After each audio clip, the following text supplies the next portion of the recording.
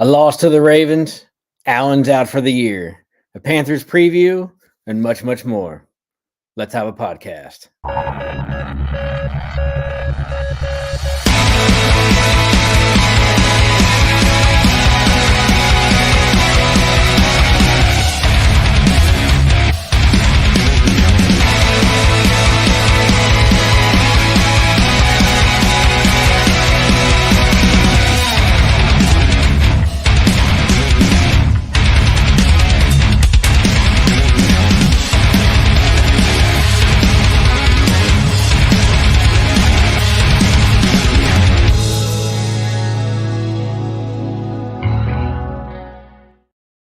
Good evening. Welcome to Commander's Gridiron. I'm your host, Steve Lockman, where we talk about all things on the field, off the field, about our Washington Commanders. And as you can see, we've got a great new background, courtesy of our producer, Paul, who put that together for me. So thank you very much. Something new, a little different touch for this week. But as always, we got to jump right into it. And the good news is now that we're kind of like into the full swing of football season, there's not a whole lot of stuff that's really off the field making news for us, which is actually a blessing, right? With the new ownership group, new coaching staff, awesome highlighted rookie quarterback that we've been riding the coattails of for the first 6 games. And before we get into our first topic tonight, don't forget, we love the engagement. We love the questions. We love the comments. Hit that comment box on the side of your viewing platform. Submit your comment, question, interaction. That's what we love on this show. Kind of makes things a little bit more fun, a little more interesting. Even if you're a fan of a different team, hey man, a lot has been happening in the last 48 hours in the NFL. We're going to talk about it all, whether it pertains to the Commanders or not. In some way, shape, or form, it kind of all ties back together, right? But like I said, hit that comment button. We'll bring you up. We'll talk. We'll have some chat, and we'll go from there. As everybody knows, as of this past Sunday, even though we snapped our 4-game losing streak to the Baltimore Ravens, it did finish us at 4-2. Lo and behold, 4-2 is good enough to go 1 game ahead of the Philadelphia Eagles, who are 3-2, and the NFC East through week 6 of the NFL season. Kind of no surprise.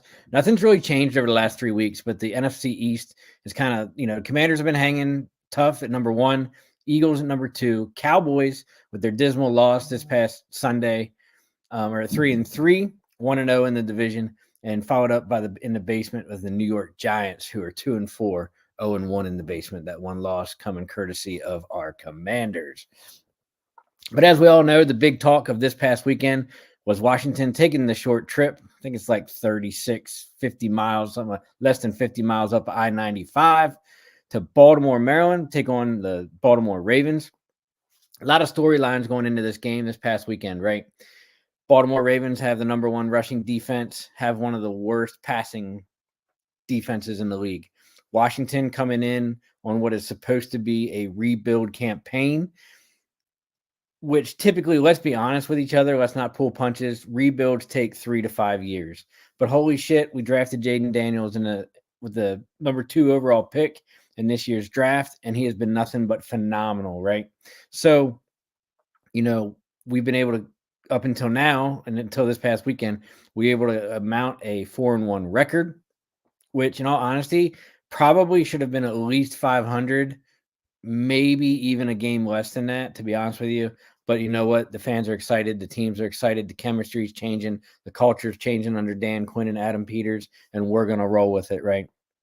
So, as we talked about it last week in our preview with about the Baltimore Ravens game coming into this weekend, we knew that the game was going to stay at 1 p.m. CBS didn't want to flex it to Sunday Night Football, give it to NBC, so it stayed at 1 p.m. Weather was really nice. Good sunny fall day, great for football, right? Going into a little hostile environment, not quite as hostile as what I would consider going into like Philly, Arizona because of the noise, Seattle because of the noise, but Baltimore fans always bring out the energy and just the ruckusness of some of which we might talk about later on tonight, post-game as well. And, we knew, or I should say I knew going into this game that, I wasn't getting a whole lot of ton of fuzzies, warm and fuzzies, didn't really feel overconfident about the Commanders. Look, the Baltimore Ravens are basically Super Bowl contenders for this season. Let's not kid ourselves. When you look at the AFC, you're basically looking at the Kansas City Chiefs, the Buffalo Bills, and the Baltimore Ravens, kind of like in no particular order, right? It's kind of like those three are going to be vying for that AFC championship title to go to the Super Bowl. Washington, as I said a couple minutes ago, was basically projected to be in this complete rebuild that, AP comes in, signs a couple guys to 1-year deals, signs a couple guys to 2-year deals, a couple guys to 3-year deals, and kind of staggers it that way as he's building his roster because he knows, look, I need a year or two to build the roster.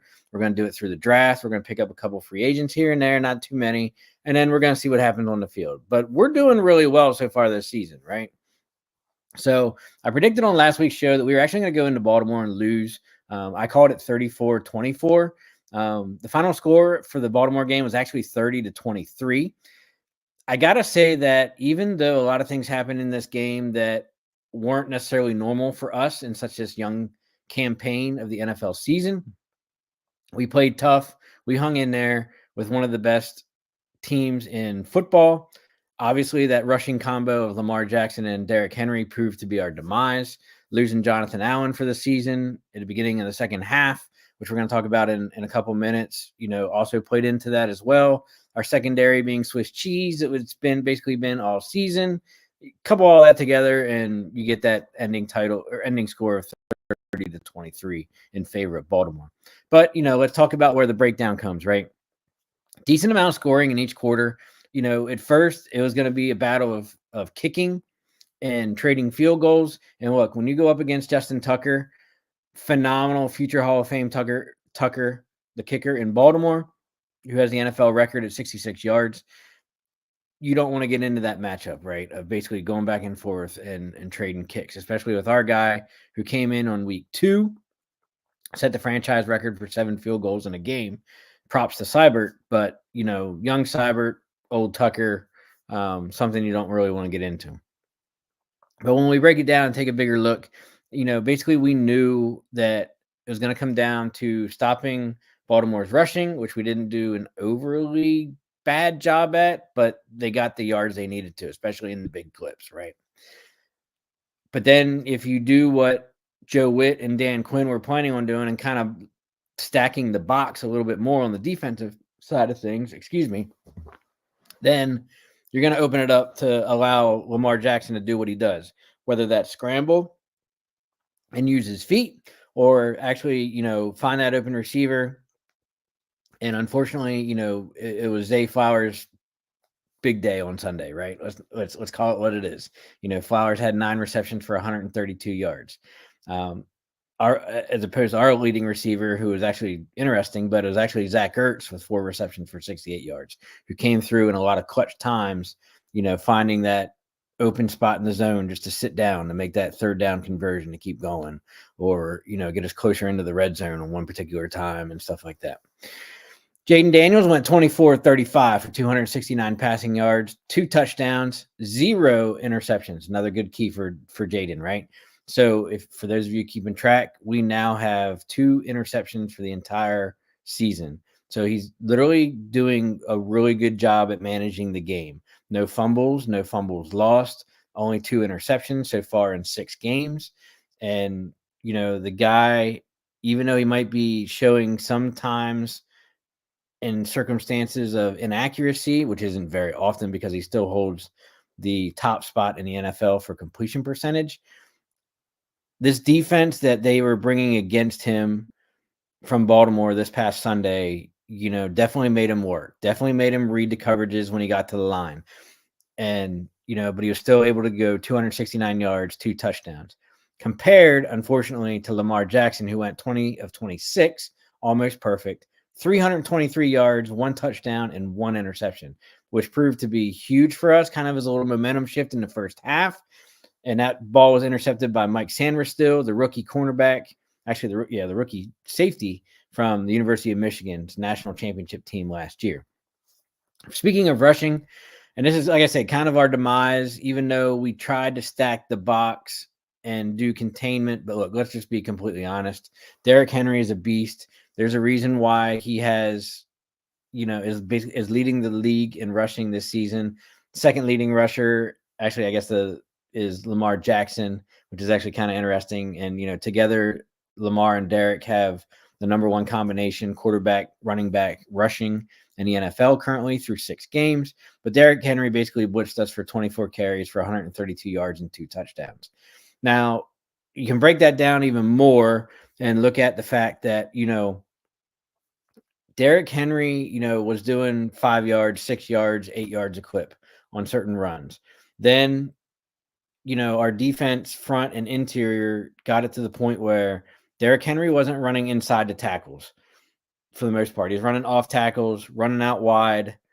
And, even in the red zone, like we kind of knew from the 15-yard line in, like, we're not going to stop Derrick Henry, right? It's kind of just the way it is. The dude's tall. He's built like a shit brick house.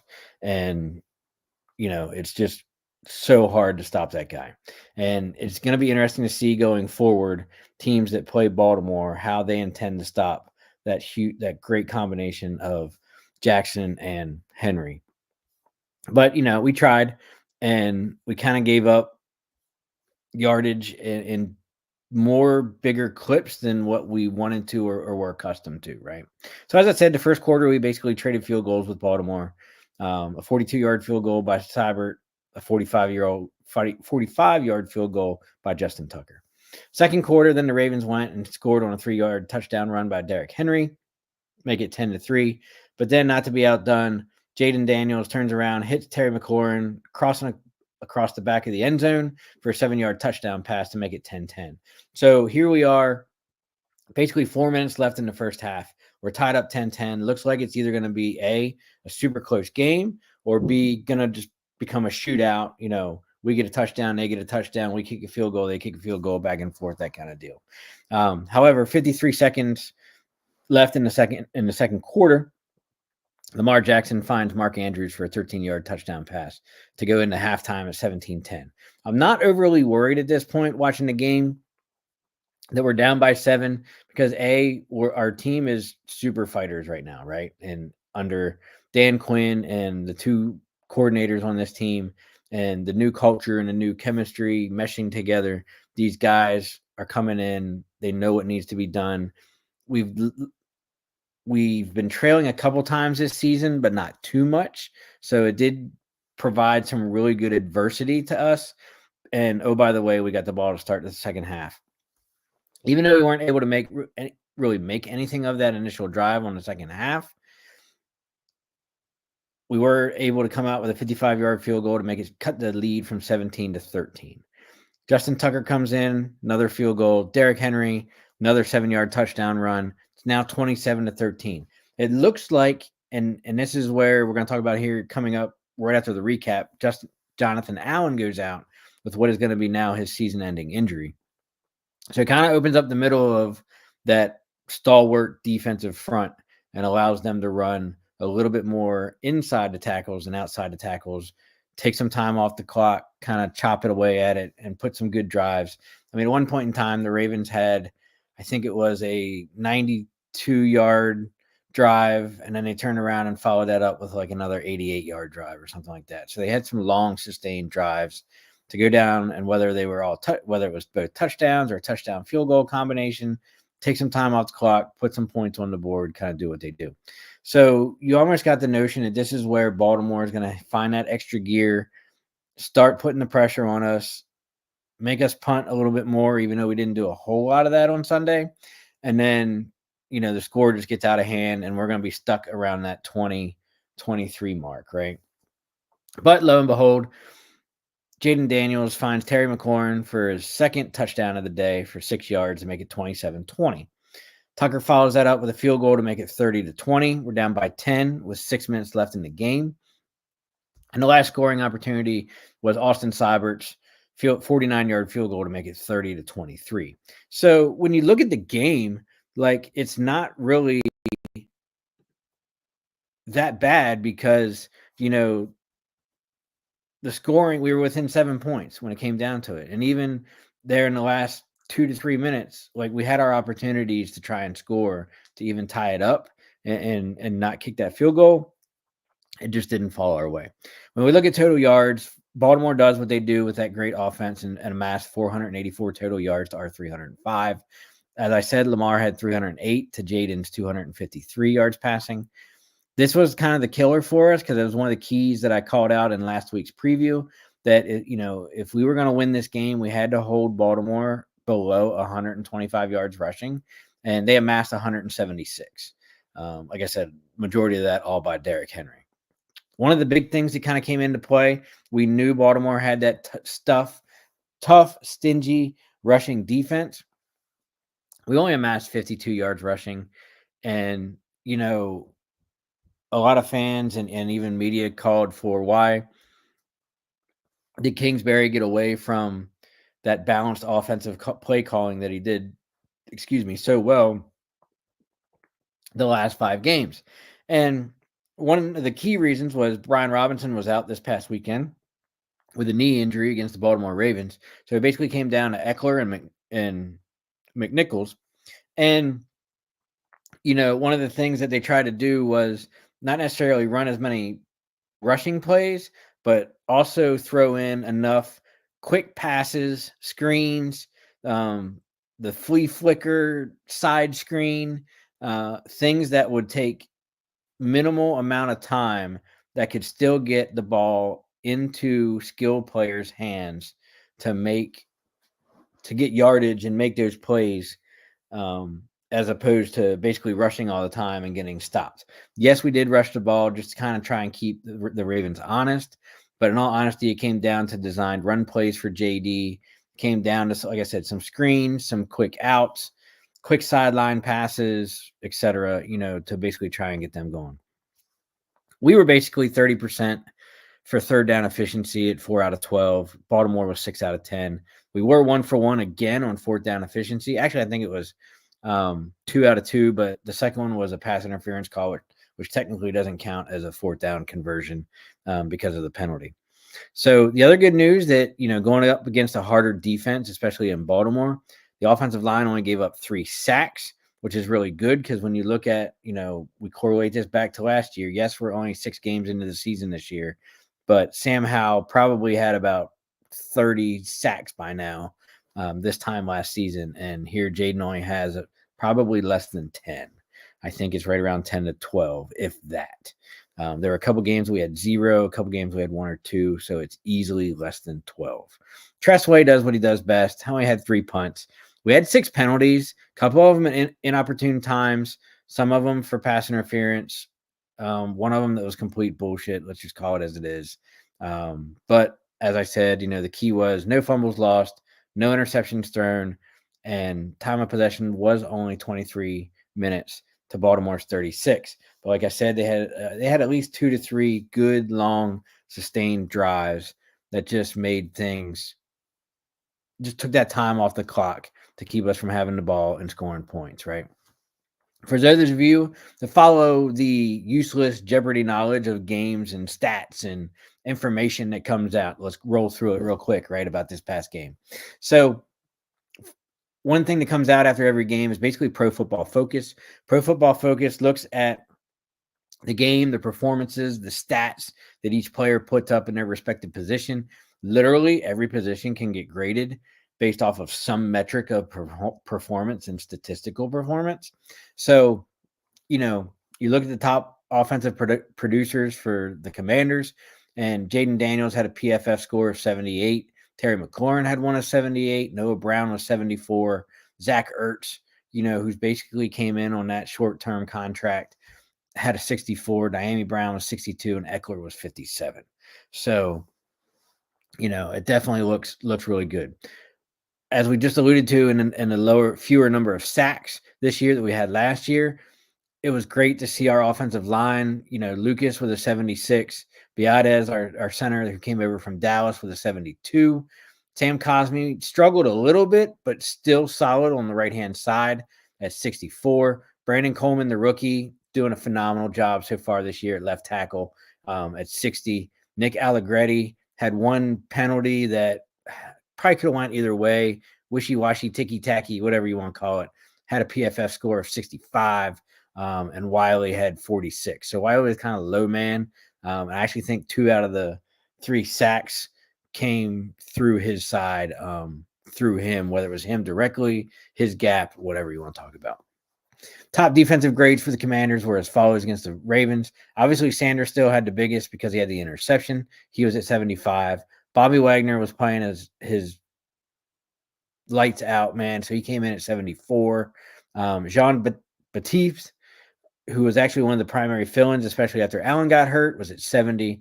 Dante Fowler had a great game. Dorrance Armstrong had a good game. Farrell and Payne were all between 60 and 65. So, one of the things that came out after the game and the loss was, was it really, how are the guys feeling?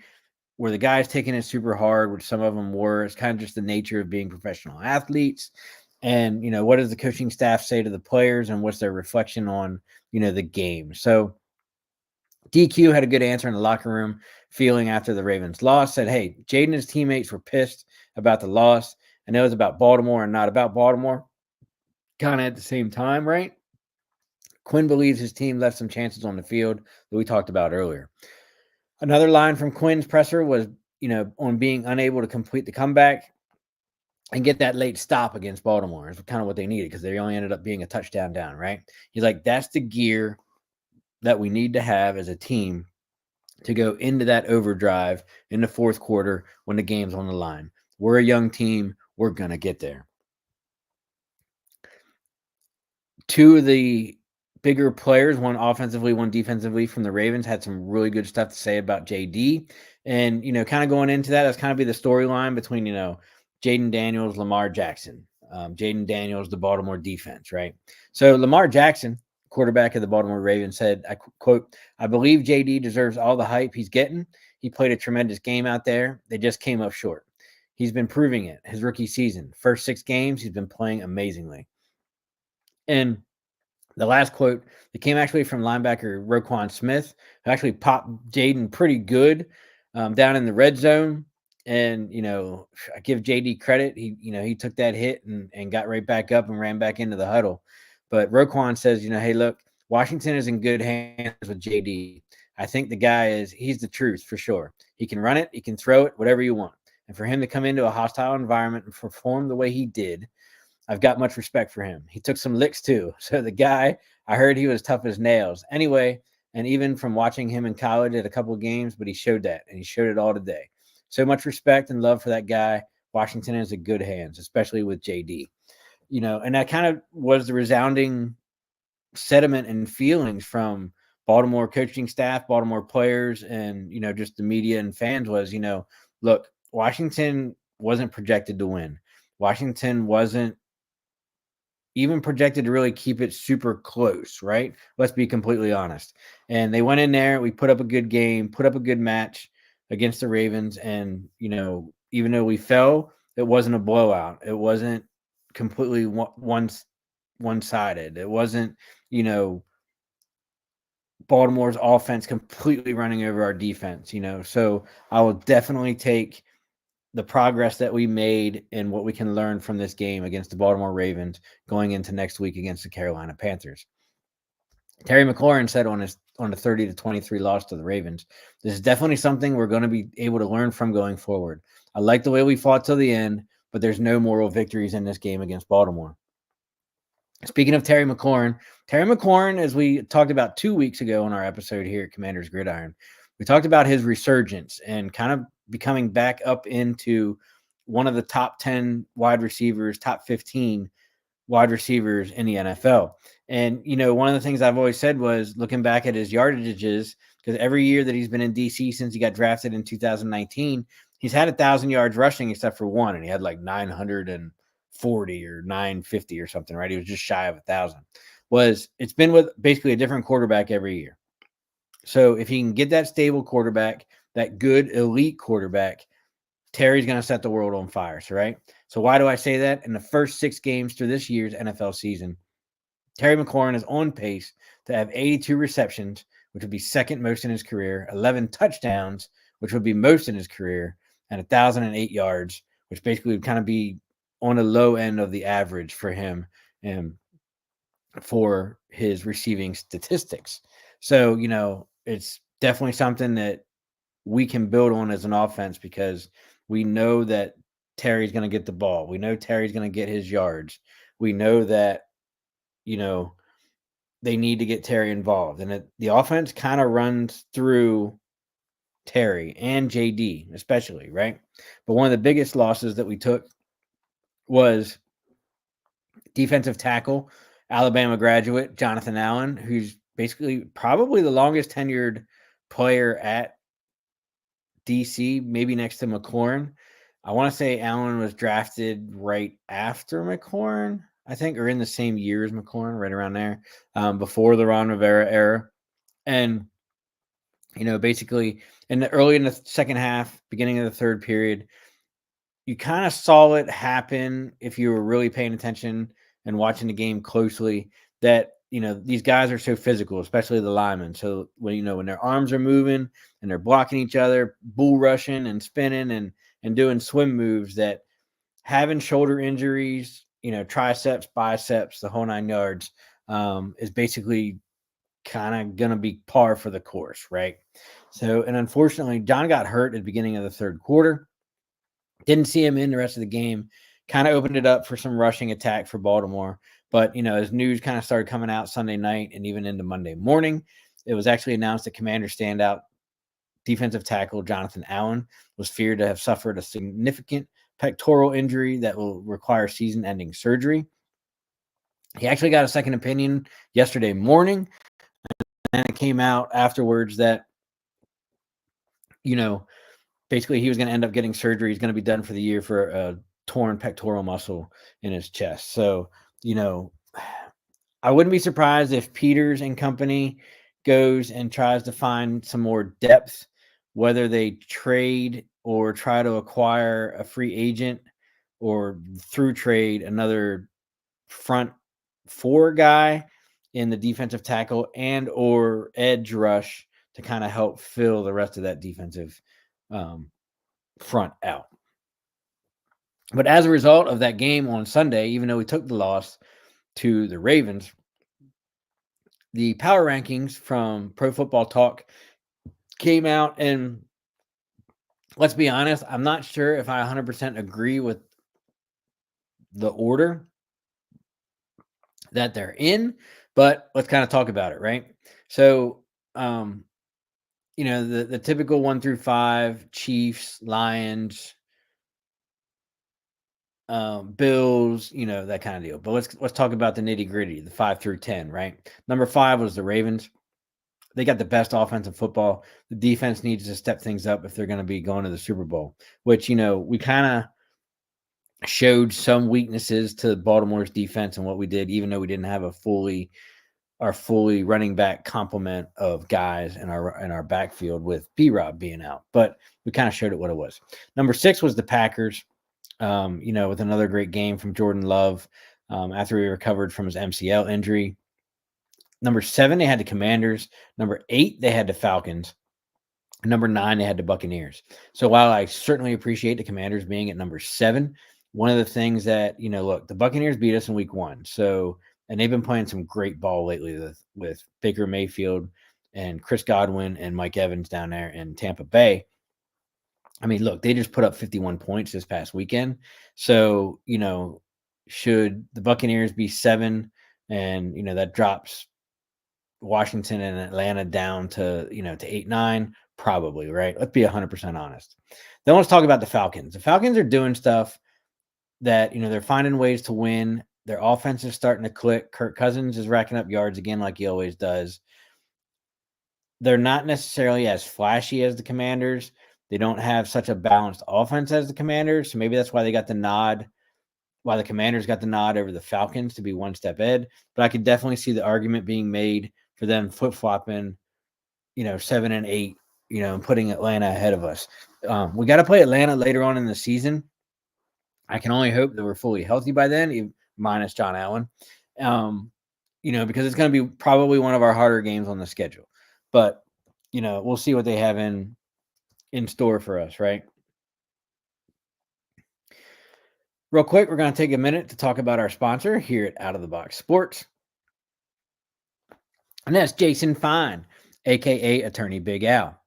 You can reach Jason at 1-800-HURT-123, specializing in motor vehicle accidents, slips and falls, workers' compensation, personal injury claims, has 3 convenient office locations, with one located in Philadelphia, PA, one in Cherry Hill, New Jersey, one in Pittsburgh, PA.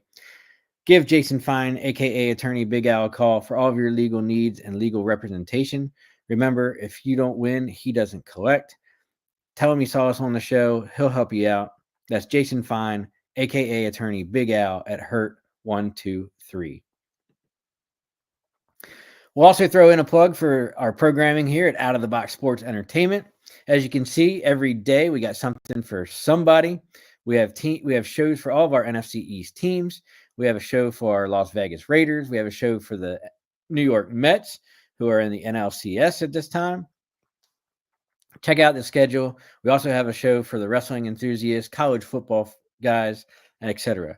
If you're wondering where your team is on that list, or where your show that you would like to see or even do is, we're always looking for people to do shows here at Out of the Box Sports. Give us a message, give us a call, reach out to us. We'll get you hooked up. You can sit here behind a computer and talk about your favorite athletic interests and teams, college or professional, here at Out of the Box Sports. All right, moving into the second half of tonight's show. One of the things that kind of caught my eye, and it was mentioned in the game on Sunday against the Ravens, and then of course it was through the media blitz Sunday night into Monday, was that Washington over the 2019 to 2023 NFL drafts made 6 first-round picks. And the crazy part is not a single one of those players played for the Commanders at the Ravens. Either because they were released, traded, or in 2 cases, they were a healthy, inactive scratch. That's incredible. So, and it's something that, Adam Peters now has to figure out how to fix that ineptitude, right? So you saw a lot of discussions and polls and questions that, people were like, okay, so, holy cow, like Ron Rivera really set us back in 4 years with his shitty drafting and personnel scouting and evaluation of free agents and draft picks. And I don't think you can really argue that, right? But you can also say, hey, look, courtesy of Ron Rivera's crappy drafting and personnel evaluation, we were able to select JD with the number 2 overall pick, and look where we are.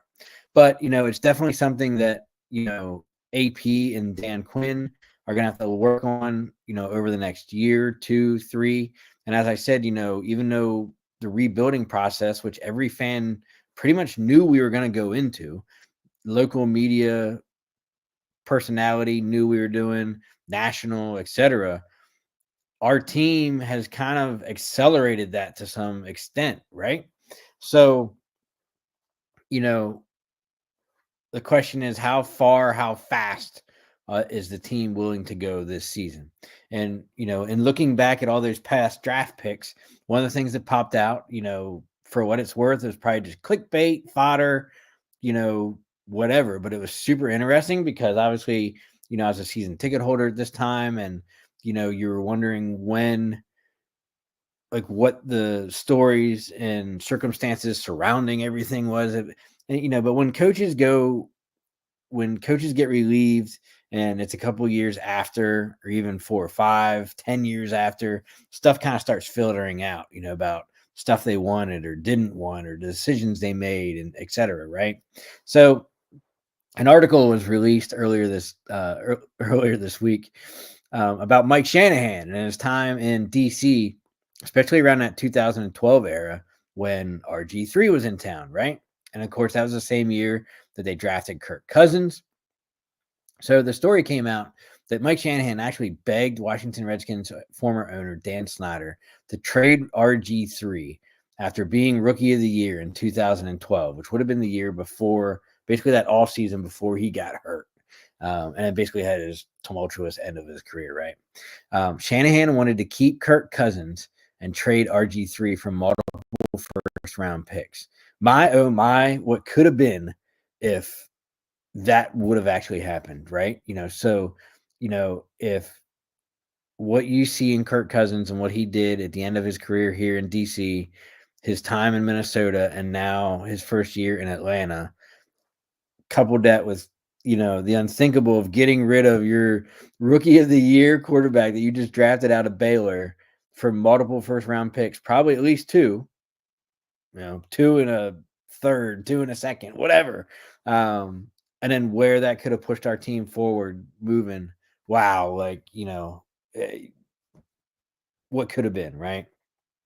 So one of the other things that actually kind of was making waves this week with the, I don't want to say free agency, let's say the team trades that have been happening, especially over the last 24 hours, was the fact that a bunch of fans, even though we're doing really well this season, at this point in time, for the last like 4 years, we'd be talking about the draft next year already because we don't have a shot at the playoffs. We're at the bottom of the division, et cetera, et cetera, et cetera.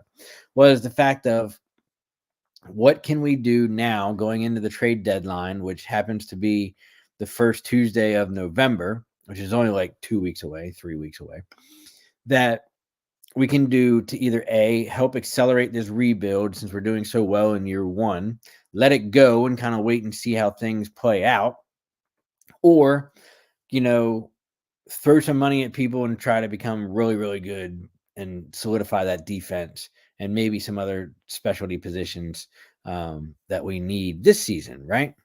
So it was super interesting because we know that, I don't know what the final salary cap number is going to be for next year. They usually, once we get to the playoffs and even like the Super Bowl, then they'll release that number.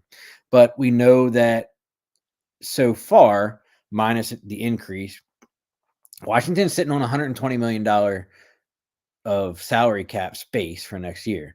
Now, it sounds like a lot, sounds like a ton.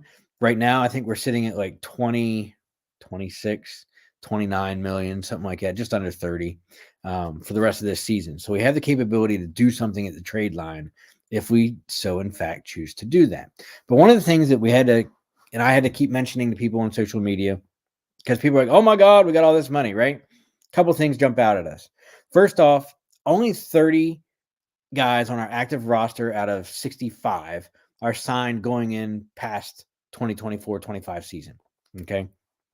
So basically, you need to bring back almost half the team in some shape or capacity, whether it's re-signing all those guys, whether it's, bringing in free agents, whatever. So you'll eat up a lot of your cap space just doing that to get close to that 65.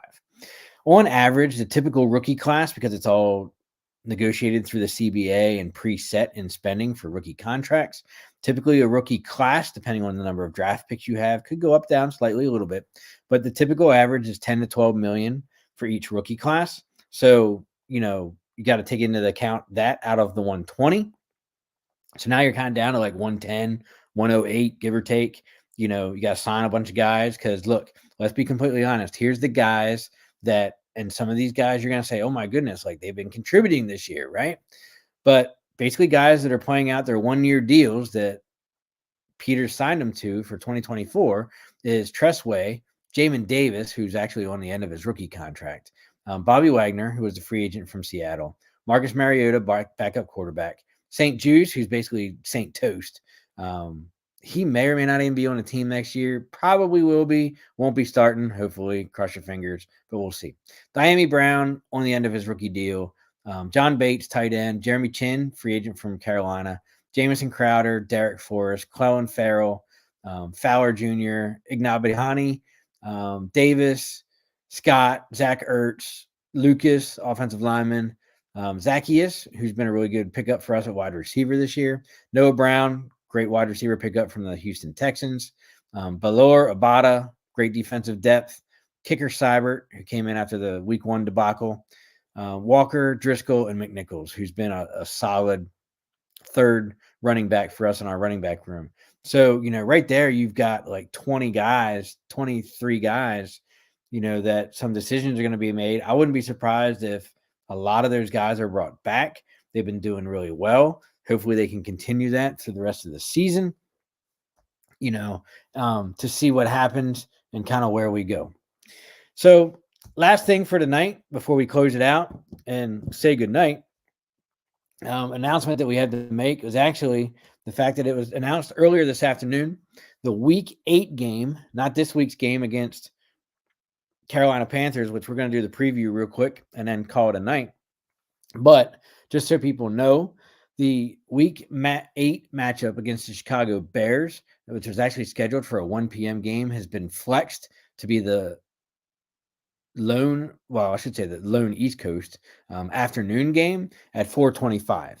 I'm kind of surprised they didn't flex it to the Sunday night game, although I kind of am surprised. I'm not surprised, right? Because CBS didn't want to give up the game between Washington and Baltimore this past Sunday to have it flex to Sunday night. So why would they want to give up the matchup between the number 1 and number 2 draft picks and Caleb Williams, who had a really good game this past weekend against the Washington Commanders and Jayden Daniels, right? But something that was new this year in the NFLPA CBA was that basically the NFL can flex games between weeks 5 and 12, and they have to give 12 days advance notice.